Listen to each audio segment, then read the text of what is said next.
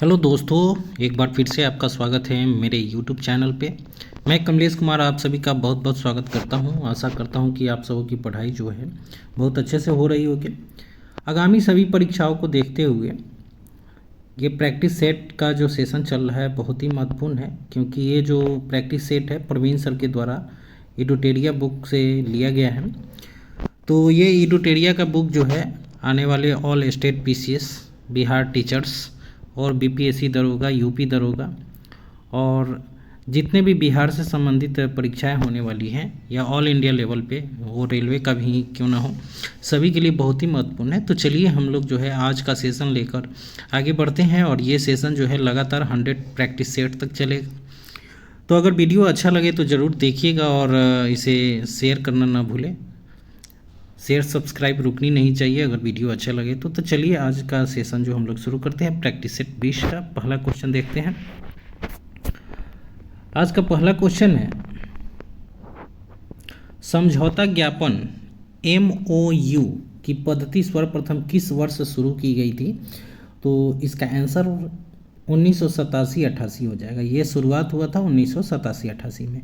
अब समझौता ज्ञापन MOU का फुल फॉर्म क्या होता है? तो एम से मेमोरेंडम होता है ऑफ अंडरस्टैंडिंग, मतलब MOU का फुल फॉर्म हो गया मेमोरेंडम ऑफ अंडरस्टैंडिंग।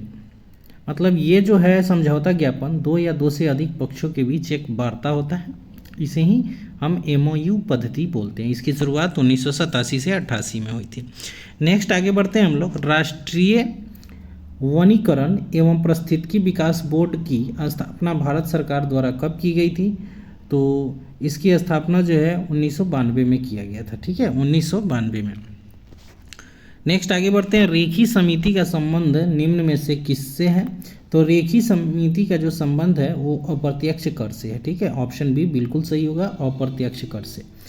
और यहाँ जो है प्रत्यक्ष कर और अप्रत्यक्ष कर दो चीज़ों की बातें हो रही है। तो प्रत्यक्ष कर को देख लेते हैं कि कौन कौन से अप्रत्यक्ष कर होते हैं। तो ठीक है, तो अप्रत्यक्ष कर में आपका उत्पाद शुल्क हो जाएगा।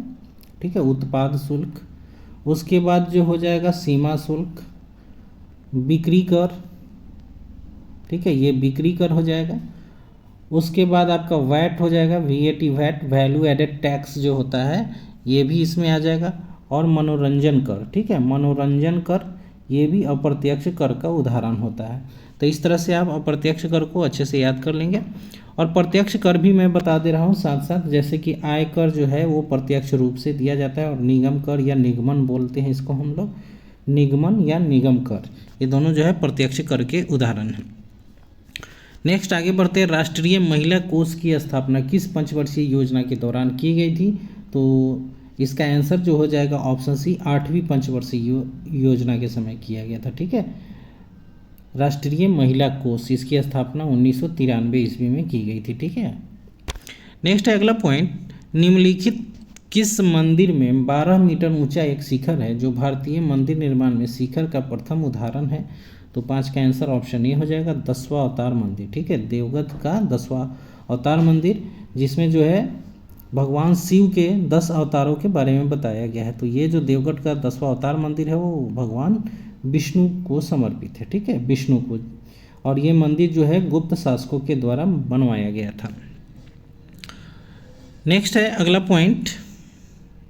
जलोढ़ मिट्टी में किसकी उपलब्धता सर्वाधिक होती है? VVI क्वेश्चन है, तो इसका आंसर हो जाएगा पोटास। ठीक है, पोटास की जो है उपलब्धता सर्वाधिक होती है। जलोढ़ मिट्टी को है और किस नाम से जानते हैं? तो कछारी मिट्टी के नाम से जानते हैं। और ये कुल क्षेत्रफल के, इंडिया के कुल क्षेत्रफल के 43% भागों पर पाई जाती है।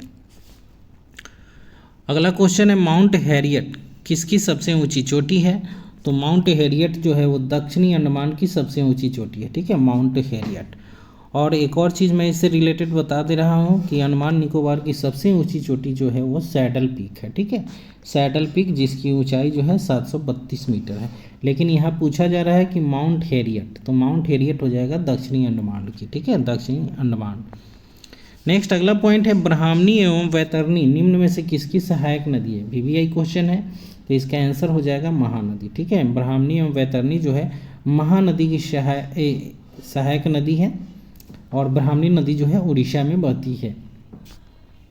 नेक्स्ट अगला पॉइंट, निम्न में से कौन सा सही सुमेलित नहीं है? सुमेलित नहीं पूछा जा रहा है, तो इसका आंसर जो हो जाएगा 9 का सी हो जाएगा, चांगला दर्रा। चांगला दर्रा जो है वो मेघालय में नहीं है, वो कहाँ है? लद्दाख में। ठीक है, लद्दाख में पाया जाता है चांगला दर्रा।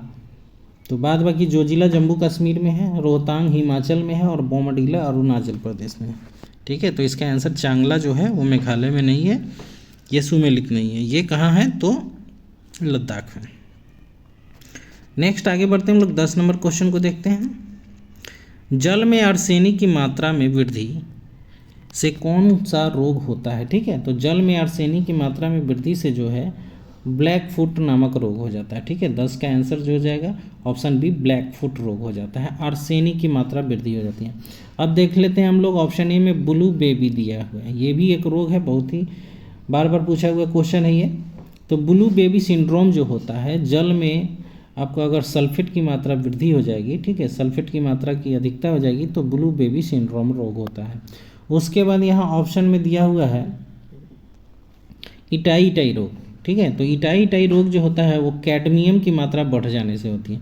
जल में कैडमियम की मात्रा बढ़ेगी तो इटाई इटाई नामक रोग हो जाएगा।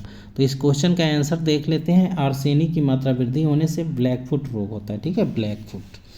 नेक्स्ट आगे बढ़ते हैं हम लोग, अगला पॉइंट है केंद्रीय प्रदूषण नियंत्रण बोर्ड का मुख्यालय कहाँ है? ठीक है, तो केंद्रीय प्रदूषण बोर्ड का मुख्यालय जो है नई दिल्ली में है और इसकी स्थापना 1974 में की गई थी। ठीक है, 1974। आगे बढ़ते हैं हम लोग, बहमनी राज्य में अमीर ए जुमला किस विभाग से संबंधित था? तो 12 का आंसर बी हो जाएगा, अर्थ विभाग का अध्यक्ष जो है वो अमीर ए जुमला कहलाता था। और बहमनी वंश के जो संस्थापक थे वो कौन थे? तो अलाउद्दीन बहमन शाह, जिसे हम लोग हसन गंगू के नाम से जानते थे। इन्होंने 1347 में, ठीक है, 1347 में इसकी स्थापना की थी। और बहमनी वंश का अंतिम शासक, ठीक है, अंतिम शासक बार बार पूछा जाता है, तो अंतिम शासक जो था वो कलीमुल्ला था। ठीक है,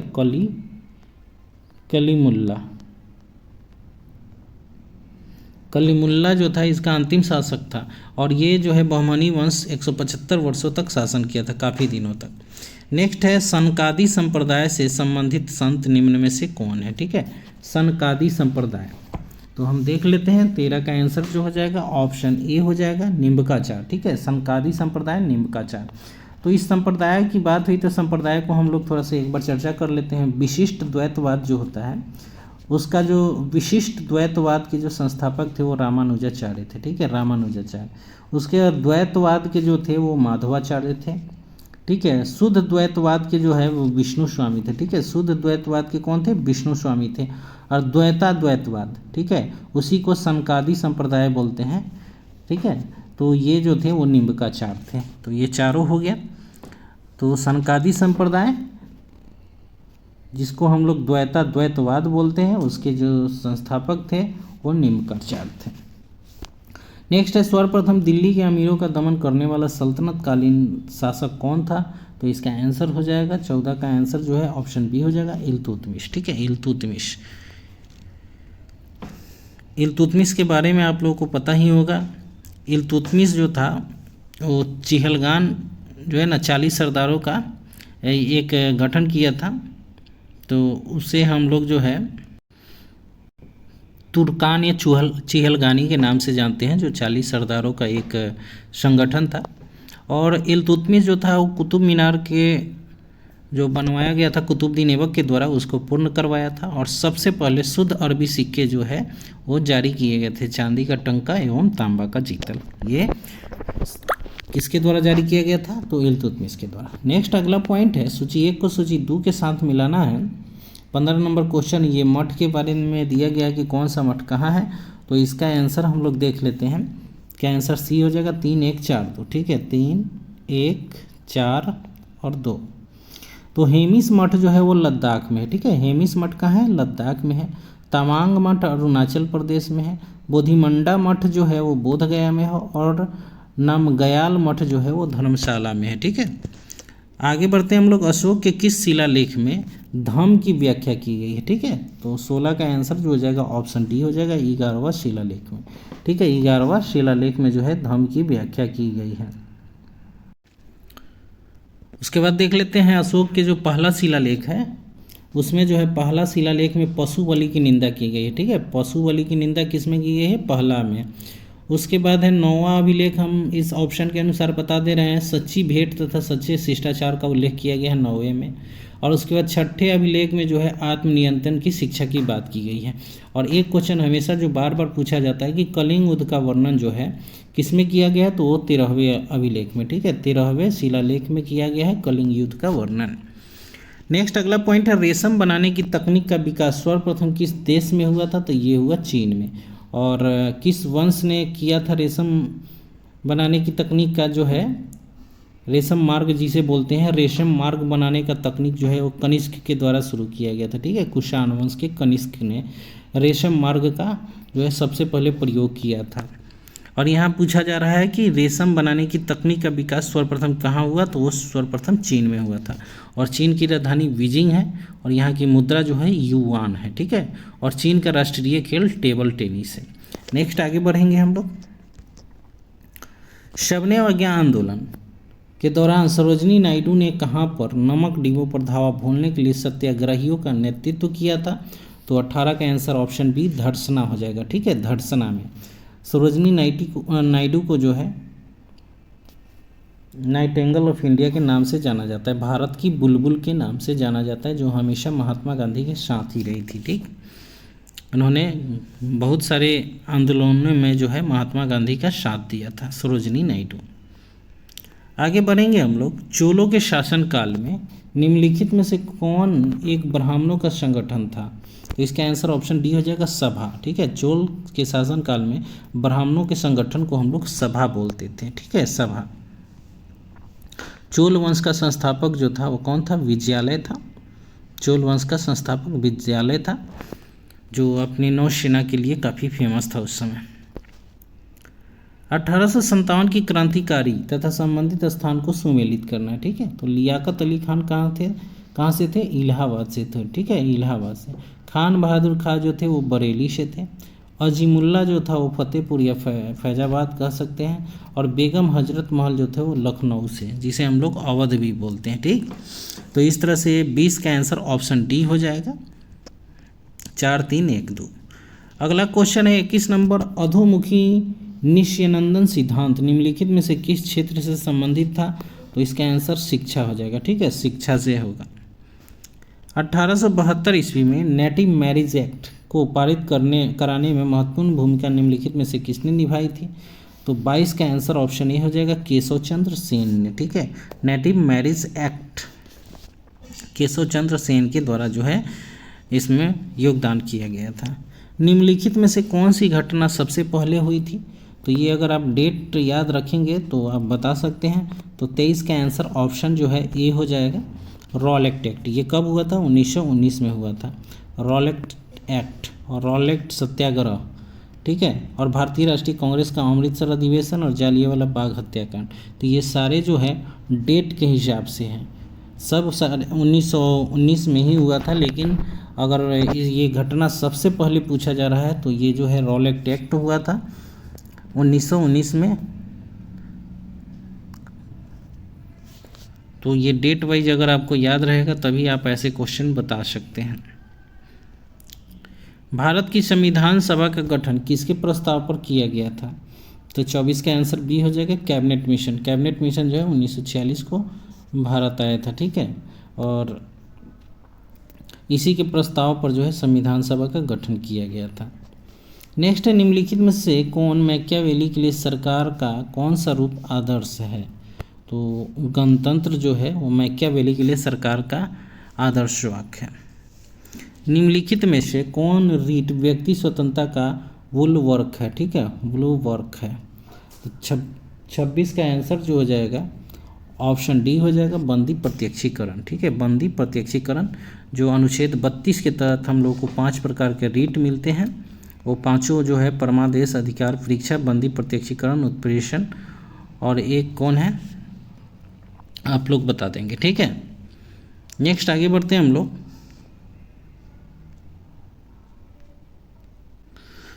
निम्नलिखित में से कौन सा भारतीय संविधान द्वारा प्रत्याभूत मौलिक अधिकार है? ठीक है, तो 27 का आंसर डी हो जाएगा, समानता का अधिकार। समानता का अधिकार जो है प्रत्याभूत मौलिक अधिकार है, जो 14 से लेकर 18 तक है, समता या समानता का अधिकार। आगे बढ़ेंगे हम लोग। भारतीय संविधान में राज्य के नीति निर्देशक तत्व को शामिल करने का मुख्य कारण क्या है? तो इसका आंसर है कल्याणकारी राज्य की स्थापना। ठीक है, कल्याणकारी राज्य की स्थापना। नीति निर्देशक तत्व जो है भारतीय संविधान में आयरलैंड के संविधान से लिया गया है, और ये जो है भाग 4 में, ठीक है, भाग 4 में है, और अगर अनुच्छेद पूछा जाए तो 36 से 51 तक है। निम्नलिखित में से कौन सी समिति संसद की अस्थायी समिति नहीं है? तो इसका आंसर हो जाएगा वित्त मंत्रालय की परामर्शदात्री समिति जो है ये अस्थायी नहीं है। बाद बाकी ये तीनों समितियां जो है अस्थायी है और इनका कार्यकाल निश्चित होता है। केंद्रीय मंत्रिपरिषद के विरुद्ध अविश्वास प्रस्ताव कहाँ प्रस्तुत किया जाता है? तो अविश्वास प्रस्ताव जो है केवल लोकसभा में पेश किया जाता है। ठीक है, केवल लोकसभा में। आगे बढ़ेंगे हम लोग। जैविक ऑक्सीजन आवश्यकता एक प्रकार का प्रदूषण सूचकांक है, जो किस में होता है? तो ये होता है जलीय वातावरण में। ठीक है, जलीय वातावरण में। नदी का प्रदूषण मापा जाता है किसकी मात्रा से? तो इसका आंसर हो जाएगा जल में घुली हुई ऑक्सीजन की मात्रा से जो है नदी का प्रदूषण मापा जाता है। शुक्ला फांटा वन्य जीव अभ्यारण्य का ये नया क्वेश्चन है, आज तक मैंने भी नहीं पढ़ा था। शुक्ला फांटा वन्य जीव अभ्यारण्य जो है ये नेपाल में स्थित है। ठीक है, नेपाल में, और नेपाल की राजधानी कहाँ है? काठमांडू है। ठीक, काठमांडू।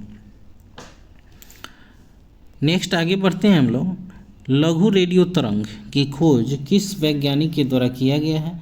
तो लघु रेडियो तरंग की खोज जो है हेनरिक हर्ट्ज के द्वारा किया गया है। ठीक है, हेनरिक हर्ट्ज।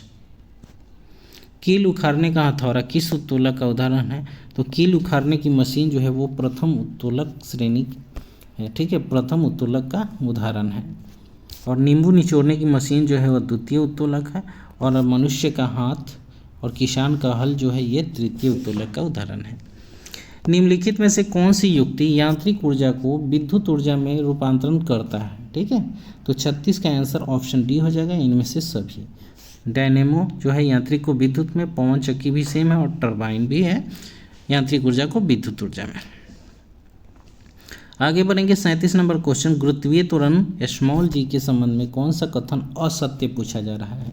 ठीक है, तो असत्य को देख लेते हैं। ऑप्शन सी हो जाएगा क्या स्मॉल जी अदिश राशि है, जो कि बिल्कुल गलत है। स्मॉल जी जो है एक सदिश राशि है, क्योंकि इसका ऐसे ही मात्रक अगर देखा जाए तो मीटर प्रति सेकंड स्क्वायर होता है। ठीक है, तो जी का मान भिन्न भिन्न स्थानों पर भिन्न होता है।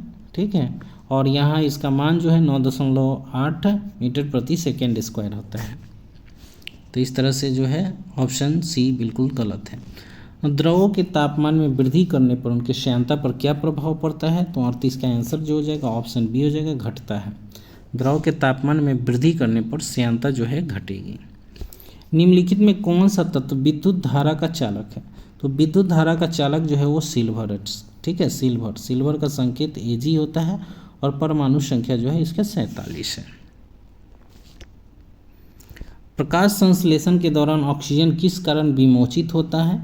तो ये हो जाएगा जल का प्रकाश अपघटन के द्वारा जो है ये विमोचित हो जाता है। राष्ट्र की संपदा में निम्नलिखित में से किसको शामिल नहीं किया जाता है? तो इसका आंसर सी हो जाएगा, मुद्रा पूर्ति को जो है शामिल नहीं किया जाता है। बंदी की द्विधा प्रिजनर्स डायलेमा शब्द निम्नलिखित में से किससे संबंधित है? तो 42 का आंसर ऑप्शन डी हो जाएगा, क्रीड़ा सिद्धांत के अंतर्गत स्थितियों में से एक है।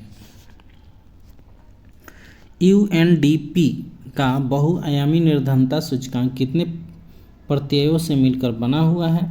तो 43 का आंसर सी हो जाएगा, 10 प्रत्ययों से। ठीक है, 10 प्रत्ययों से। मनुष्य की जीभ के किस भाग में कड़ुआहट की संवेदना होती है? ठीक है, कड़ुआहट की संवेदना होती है। तो 44 का आंसर ऑप्शन बी हो जाएगा, पिछला भाग जो है वो कड़वापन या कड़ुआहट की संवेदना बताता है। निम्नलिखित में से कौन सा एंजाइम प्रोटीन को पेप्टोन में बदलता है? ठीक है, कौन सा एंजाइम प्रोटीन को पेप्टोन में बदलता है? तो बहुत ही इंपॉर्टेंट क्वेश्चन है, ये बार बार एग्जाम में पूछा जाता है। तो पेप्सिन जो है प्रोटीन को पेप्टोन में बदलता है। ठीक है, आगे बढ़ेंगे। निम्नलिखित में से कौन सा विटामिन हमारे शरीर में सबसे तीव्रता से बनता है, सबसे तीव्र गति से बनता है? वो है हमारा विटामिन डी, क्योंकि विटामिन डी जो है सूर्य की रोशनी में पाया जाता है, तो ये जल्दी जल्दी बन जाता है। निम्नलिखित में से किस भाग में पाचक एवं श्वसन नलियाँ क्रॉस करती हैं? ठीक है, इसका आंसर ग्रसनी हो जाएगा। ठीक है, ग्रसनी, ऑप्शन ए। रक्त में मूत्रमल के उच्च स्तर के कारण निम्नलिखित में से कौन सा रोग हो जाता है? तो इसका आंसर हो जाएगा गाउट रोग। ठीक है, गाउट जिसे हम घेंघा रोग भी बोलते हैं, नहीं सॉरी, मूत्रमल के उच्च स्तर के कारण निम्नलिखित में से कौन सा रोग है? ये गाउट दूसरा रोग है। ठीक है, गाउट, इसका आंसर होगा गाउट। आँख का वह कौन सा भाग है जिसमें वर्णक होता है जो किसी व्यक्ति की आंखों का रंग निश्चित करता है? तो 49 का आंसर सी हो जाएगा, आइरिस। ठीक है, आइरिस जिसे हिंदी में हम लोग परितारिका बोलते हैं। गोल कृमि एक मानव परजीवी है जो निम्न में से किस में पाया जाता है? तो ये जो है 50 का आंसर ऑप्शन ए, क्षुद्रांत में। ठीक है, क्षुद्र। तो ये था आज के बहुत ही महत्वपूर्ण 50 क्वेश्चन। या अगर आप लोगों को अच्छा लगा 50 क्वेश्चन में मैंने जो है 20-25 क्वेश्चन एक्स्ट्रा बताए हैं, तो वो भी काफ़ी इंपॉर्टेंट है। तो आप लोग ज़रूर इसे देखिए और आगे जो है ऐसे ही प्रैक्टिस सेट जो है 100 तक चलेंगे। तो आप लोग अगर वीडियो किसी और चीज़ का चाहिए, जैसे कि आप लोग बीपीएससी टीचर्स के लिए एनसीईआरटी लेसन बाय लेसन अगर क्लास लेना चाहते हैं, रेलवे के लिए साइंस का अगर क्लास लेना चाहते हैं, तो आप लोग ज़रूर बताएंगे, अपने विचार को रखेंगे, तब उस हिसाब से वीडियो बनाया जाएगा। ठीक है, तो चलिए आगे हम लोग जो देख लेते हैं कुछ मंदिर, प्राचीन मंदिर एवं उनके निर्माणकर्ता। जैसे कोणार्क का सूर्य मंदिर जो है वो नरसिंह देव प्रथम ने बनवाया था। ठीक है, कांची का कैलाश मंदिर जो है नरसिंह वर्मन द्वितीय ने बनाया था। मामल्लपुरम का तट मंदिर जो है वो नरसिंह वर्मन द्वितीय ने बनाया था। एलोरा का कैलाश मंदिर कृष्ण प्रथम ने बनवाया था। पुरी का जगन्नाथ मंदिर जो है वो चोल शासक गंगदेव ने बनवाया था। और उड़ीसा का लिंगराज मंदिर अयाती केसरी ने बनवाया था। तो इस तरह से आज का ये प्रैक्टिस सेट यहीं ख़त्म होता है। चलिए आप लोग अपनी पढ़ाई को ज़रूर जारी रखिए और लगातार अपने लक्ष्य पर ध्यान केंद्रित करके रखें, तभी सफलताएं मिलेगी। फिर अगले वीडियो में हम मिलते हैं, तब तक के लिए जय हिंद।